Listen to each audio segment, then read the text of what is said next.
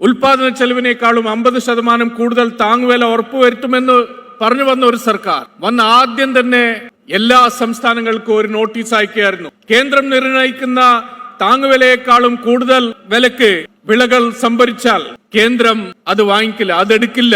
കേരളത്തിലും മറ്റും നെല്ല് സംഭരിക്കുന്നത് കേന്ദ്രം നിർണയിച്ച താങ്ങുവിലയേക്കാളും ഏകദേശം 800 രൂപ കൂടുതൽ നൽകിക്കൊണ്ടായിരുന്നു ഇവിടെ കേരളത്തിലെ LDF സർക്കാർ നെല്ല് സംഭരിച്ചുകൊണ്ടിരുന്നത്. കേന്ദ്രത്തിൽ 600 മാത്രം ഉണ്ടായപ്പോ 1100 നെല്ലിന് നൽകിക്കൊണ്ട് VS സർക്കാർ LDF സർക്കാർ തുടങ്ങി വെച്ചത് സഖാവ് പിണറായി വിജയൻ നയിക്കുന്ന LDF സർക്കാർ അത് കൂടുതൽ വർദ്ധിപ്പിച്ചുകൊണ്ട് മുന്നോട്ട് പോകുന്ന ഒരു സാഹചര്യം. ഇന്ന് ബീഹാറിലും ജാർഖണ്ഡിലും മറ്റും നെല്ല് സംഭരണമില്ല. കേന്ദ്ര സർക്കാരിന്റെ വക സംഭരണമില്ല, സംസ്ഥാന സർക്കാരിന്റെ വക സംഭരണമില്ല.